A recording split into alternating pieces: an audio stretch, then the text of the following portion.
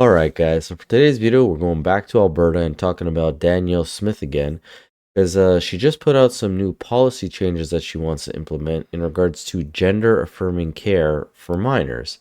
And this has stirred up a lot of buzz in the media as well as with some of the other parliamentary party members. And we're going to take a look at what they have to say about this. The Alberta government has unveiled sweeping new rules for transgender youth in the province. Danielle Smith making the announcement last night on social media. Making permanent and irreversible decisions regarding one's biological sex while still a youth can severely limit that child's choices in the future. Prematurely encouraging or enabling children to alter their very biology or natural growth, no matter how well-intentioned and sincere, poses a risk to that child's future that I, as Premier, am not comfortable with permitting in our province. Under the proposed measures, puberty blockers and gender-affirming surgery will be prohibited for children 15 years of age and younger.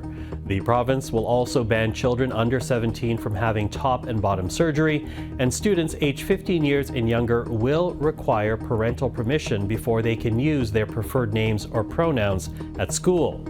The policy also will not allow transgender women to compete in women's-only sports leagues. The move is already drawing criticism from politicians in Ottawa. Before we continue, I just want to break that down a little bit. So, under the age of 18, you can't do surgeries to the top and the bottom. Makes sense. Under 16, you can't do like cross-sex hormones or puberty blockers. Which again makes sense unless you're already in the process of it. However, if you're over 16, you can still do the puberty blockers and stuff, but you do need parental and psychiatrist consent, I believe it is.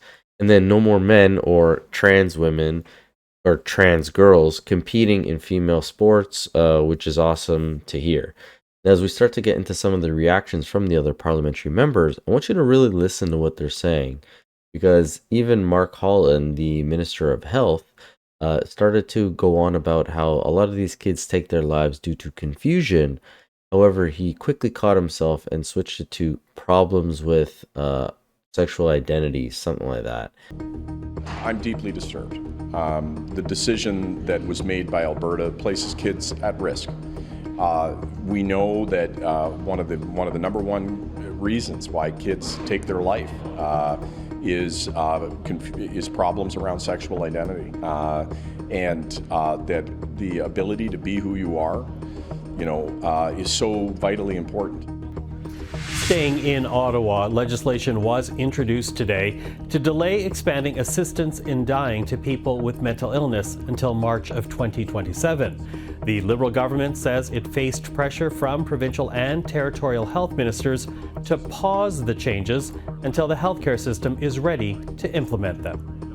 What we are saying to Canadians is that because of the significance of the decision, because of the nature of the consequences of this kind of policy, we have to ensure that we get it right, and we are determined to do just that. And putting a pause on it for the next 3 years will ensure the system readiness, which is what the healthcare system has indicated is required and what Canadians are asking.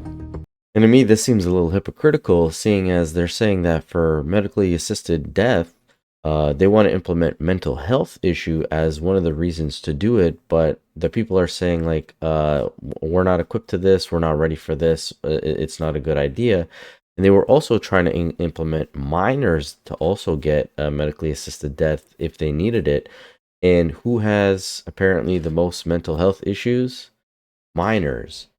So you want to allow minors and the mentally ill into medically assisted death. But now you're putting a 2-year pause on it, or 3-year pause on it, I think till 2027 they stated, because all the medical professionals are saying that they're not prepared for this, that they're not ready. Yet you guys are ready for lopping off kids' genitals and body parts and trying to mess up their hormones and everything like that. Very strange. I just don't get it. But as we start to hear from all the other members, a lot of them kept bringing up Tucker Carlson again, and far-right, MAGA conservative, MAGA vomit, as Stephen Gilbert said. And even Trudeau, when he was questioned today about her announcement, started going on some word salad and again threw in the far-right Tucker Carlson line. Good afternoon. Today, we're witnessing the horrific outcome of pandering policies that exist in New Brunswick, Saskatchewan, and it's gone even further in Alberta. We see the Tucker Carlson inviting Danielle Smith starting to pander to the far right and targeting directly the lives of trans people. Mr. Speaker, last week, a who's who of Conservatives gathered in Alberta for a lecture and a series with far-right commentator Tucker Carlson. And in that speech, one of them which focused and which had the Premier, Danielle Smith, attend, we heard attacks on francophones, homophobic jokes, and traditional best hits of MAGA politicians. I really think you should be talking to my colleague, Minister Ian, about this. She's much more knowledgeable. I'm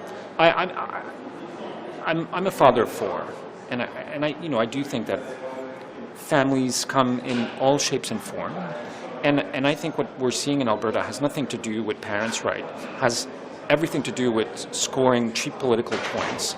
Like, there's no bill being introduced. It's a video on social media 1 week after Tucker Carlson comes and spews his MAGA vomit on Canada, on LGBTQ and transgender kids. Like, we should rise above this in Canada.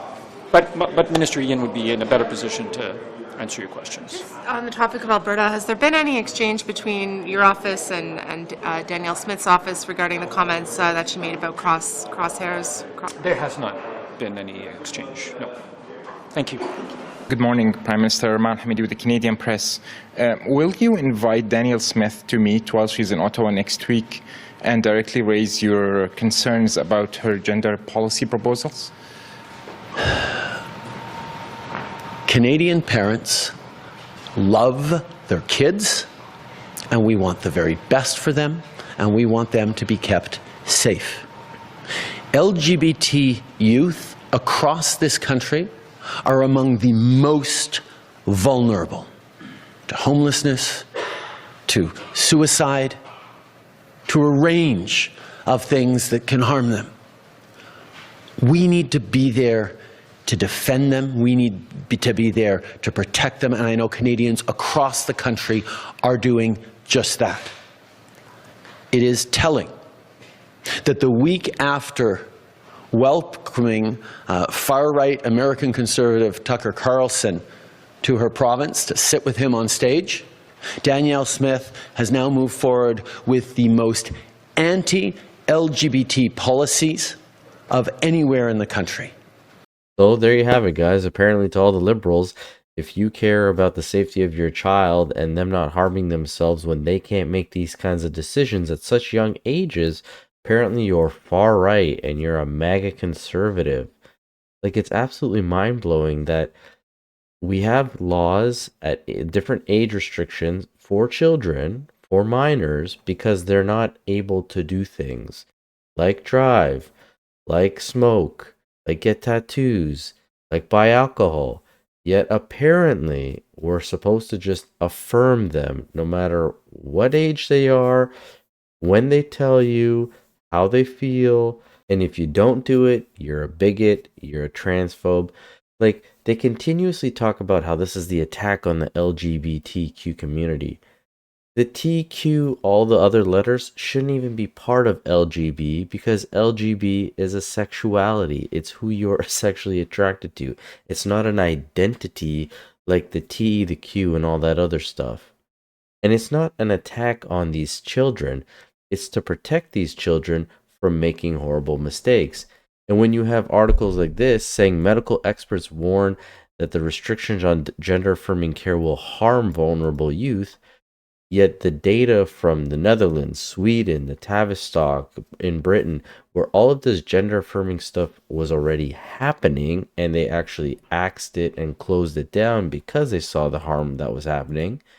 As you can see here, Tavistock Child Gender Identity Clinic was closed down.